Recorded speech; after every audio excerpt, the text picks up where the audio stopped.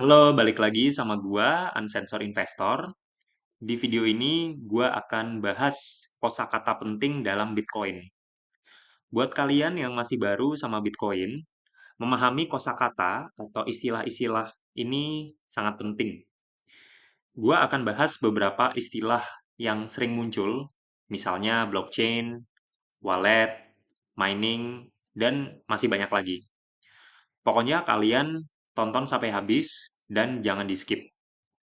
Oke, langsung aja gua mulai. Jadi yang pertama ini blockchain. Blockchain itu sebuah teknologi canggih di balik Bitcoin. Blockchain ini kayak buku besar, tapi digital, yang menyimpan informasi transaksi. Kalian bayangin ini kayak sebuah buku. Setiap halaman di dalam buku, ini adalah sebuah blok. Dan saat kita menambahkan halaman baru, kita juga membuat rantai antara halaman-halaman tersebut. Nah, makanya di gambar ini, ya, di bawah itu ada blok ya. Blok itu kotak-kotak itu. Dan rantai yang terhubung satu sama lain. Nah, di setiap blok itu berisi banyak informasi. Misalnya, siapa yang mengirim dan menerima Bitcoin, dan juga waktu transaksi tersebut terjadi. Setelah blok dibuat dan informasi di dalamnya diverifikasi, blok tersebut ditambahkan ke rantai-rantai yang sudah ada. Ini berarti semua orang bisa melihat dan informasi yang sudah ditambahkan itu tidak bisa dirubah atau dipalsukan. Dengan menggunakan teknologi blockchain, kita memastikan bahwa data transaksi itu aman dan transparan. Karena rancangan teknologi ini membuatnya sulit untuk dipalsukan atau datanya diganti-ganti. Jadinya kita bisa percaya ya dan merasa aman bahwa semua transaksi yang terjadi di network Bitcoin itu benar. Dengan Bitcoin ya memiliki blockchain, karena setiap transaksi tercatat dan tidak bisa diubah, ini memberikan kepercayaan bagi semua orang yang berpartisipasi dalam jaringan ini. Itu mengapa Bitcoin bisa menjadi mata uang yang aman dan terpercaya sampai saat ini. Nah, ini yang kedua, itu wallet. Jadi wallet ini alat yang sangat penting ya dalam ekosistem Bitcoin. Wallet ini adalah tempat di mana kita bisa menyimpan, mengirim, dan menerima Bitcoin. Bayangkan wallet itu dompet digital. Jadi, kita bisa juga untuk melihat jumlah Bitcoin yang kita miliki dan juga saldonya dalam mata uang USD ataupun mata uang rupiah. Nah, ini bagian dari wallet sebenarnya, hot wallet. Jadi jenis wallet itu ada yang hot wallet seperti ini. Ini adalah dompet digital yang terhubung langsung ke internet, ya. Makanya disebutnya hot. Ini yang membuatnya sangat mudah untuk kita gunakan. Tapi hot wallet ini kita bisa mengirim dan menerima Bitcoin dengan cepat, yang menjadikan hot wallet ini ideal untuk transaksi sehari-hari. Ada banyak aplikasi dan layanan online yang menyediakan hot wallet, misalnya Trust Wallet, Exodus, dan Coinbase Wallet. Nah, gambar yang gua kasih di bawah itu Exodus Wallet. Kalian bisa download di HP ataupun PC. Dengan hanya beberapa klik, kita udah bisa melakukan transaksi. Tapi ingat, ada satu hal ya, bahwa hot wallet ini karena terhubung ke internet, ini membuat hot wallet itu menjadi lebih rentan terhadap serangan cyber atau hacking. Oleh karena itu, kita harus berhati-hati dalam menyimpan Bitcoin dalam jumlah besar di hot wallet. Seperti yang gue bilang tadi, hot wallet itu lebih cocok untuk transaksi sehari-hari ya, atau untuk penyimpanan sementara. Misalnya, ketika kita ingin melakukan transaksi yang cepat.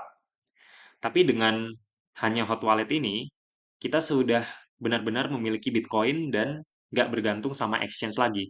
Karena kita menyimpan seed phrase-nya sendiri. Nah, kalau tadi kita udah bahas hot wallet yang terhubung ke internet, hot wallet ini kebalikannya. Jadi hot wallet ini dompet digital yang tidak terhubung ke internet.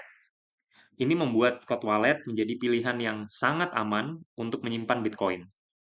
Karena tidak terhubung ke jaringan, Cold wallet ini lebih terlindungi dari serangan cyber dan hacking.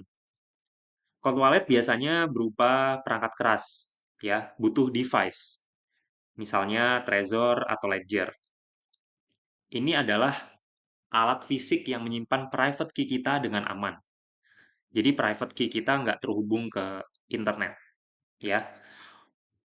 Habis ini gue juga jelasin apa itu private key, dan BTW gambar yang di bawah itu contoh pakai Ledger Wallet ya. Ini interface-nya juga mirip kayak Hot Wallet atau Exchange.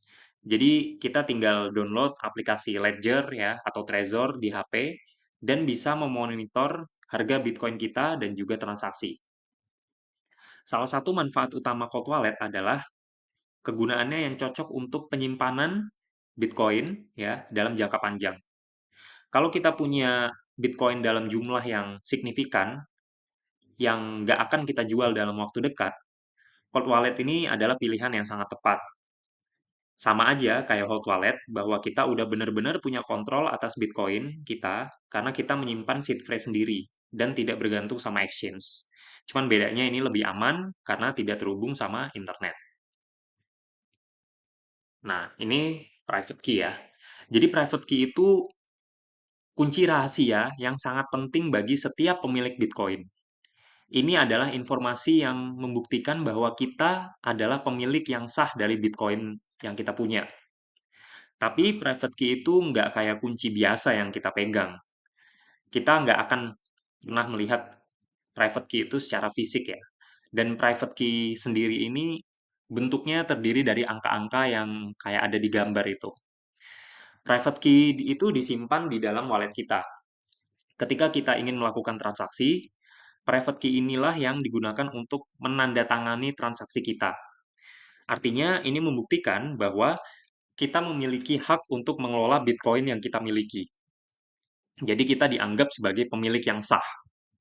Salah satu hal yang harus kita ingat adalah menjaga private key ini tetap aman.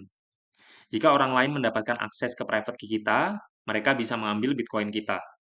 Jadi sangat penting untuk tidak membagikannya kepada siapapun dan menyimpannya di tempat yang aman. Terus sekarang address. Jadi address ini alamat digital yang kita gunakan untuk menerima Bitcoin. Mirip lah, kayak nomor rekening bank. Ketika seseorang ingin mengirim Bitcoin sama kita, ke kita, mereka akan menggunakan address kita. Address ini terdiri dari deretan huruf dan angka, dan dimulai dengan huruf biasanya 1, 3, atau BC1. Berbeda dengan private key, kita bisa membagikan address kita sama orang lain, tanpa khawatir kehilangan akses Bitcoin kita. Jadi nggak ada resiko kalau kita memberikan address sama teman atau sama orang lain. Mining. Jadi mining ini proses yang sangat penting juga dalam Bitcoin. Kalau kita berbicara tentang mining, kita berbicara tentang bagaimana transaksi di jaringan Bitcoin itu diverifikasi dan ditambahkan ke blockchain. Proses ini dilakukan oleh para penambang Bitcoin atau yang kita sebut Bitcoin miner yang menggunakan komputer yang sangat kuat untuk memecahkan teka-teki matematika yang kompleks. Jika seseorang berhasil menemukan solusi yang benar, mereka bisa menambahkan blok baru ke dalam blockchain. Salah satu tujuan utama dari mining adalah menjaga keamanan jaringan Bitcoin. Dengan mereka memvalidasi transaksi, Bitcoin miner ini memastikan bahwa tidak ada yang bisa mempalsukan atau menggandakan aset yang ada. Ini sangat penting agar sistem tetap transparan dan aman. Setelah Bitcoin miner itu berhasil menambahkan blok, mereka akan mendapatkan imbalan berupa Bitcoin baru yang dikenal sebagai block reward dan juga biaya transaksi dari transaksi yang ada di dalam blok tersebut. Tapi perlu diingat bahwa proses mining ini memerlukan banyak daya listrik dan perangkat keras khusus. Gue bisa bilang kalau Bitcoin mining ini win-win solution buat semua user Bitcoin. Kita sebagai investor Bitcoin dapat benefit karena transaksi Bitcoin jadi aman dengan adanya mining ini, dan para Bitcoin miner itu tadi juga dapat benefit, yaitu mendapat reward berupa Bitcoin dari proses memvalidasi transaksi di network Bitcoin. Nah, ini Bitcoin halving. Jadi, Bitcoin halving ini juga nggak kalah pentingnya dalam dunia Bitcoin. Setiap 210.000 blok yang ditambahkan ke blockchain, imbalan yang diterima oleh penambang Bitcoin akan dikurangi ya atau dipotong setengahnya. Ini terjadi kira-kira setiap 4 tahun sekali. Tujuan dari Bitcoin halving ini untuk mengontrol jumlah Bitcoin yang baru dikeluarkan. Dengan mengurangi imbalan bagi penambang, pasokan Bitcoin yang tersedia di pasar akan berkurang seiring waktu. Ini membuat Bitcoin semakin langka, mirip kayak emas, bahkan lebih langka dari emas, karena supply yang udah ditentukan fix di 21 juta. Setelah halving, para penambang Bitcoin sekarang hanya menerima setengahnya jumlah Bitcoin untuk setiap blok yang mereka tambahkan, ya, karena berkurang setengah atau di-cut setengah. Hal ini dapat mempengaruhi seberapa menguntungkan mereka untuk melakukan mining. Dan secara data historis, setelah halving, kita sering melihat peningkatan harga Bitcoin ya. Jadi harganya selalu naik secara drastis. Ini karena pasokan Bitcoin itu berkurang, sementara permintaannya tetap atau bahkan meningkat. Setiap kali terjadi halving, ini membuat banyak perhatian dari para investor dan penggemar cryptocurrency, khususnya Bitcoin. Oke, itu tadi penjelasan gua di video ini. Semoga ini bisa jadi ilmu baru yang bermanfaat buat kalian. Dengan memahami istilah-istilah ini, gua harap kalian bisa lebih percaya diri lagi buat berinvestasi di Bitcoin. Terus stay tune untuk kelanjutan video setelah ini. Thank you buat kalian yang udah nonton. Jangan lupa subscribe, like, komen, dan share ke teman-teman kalian kalau kalian merasa video ini menarik dan bermanfaat. See you in the next video.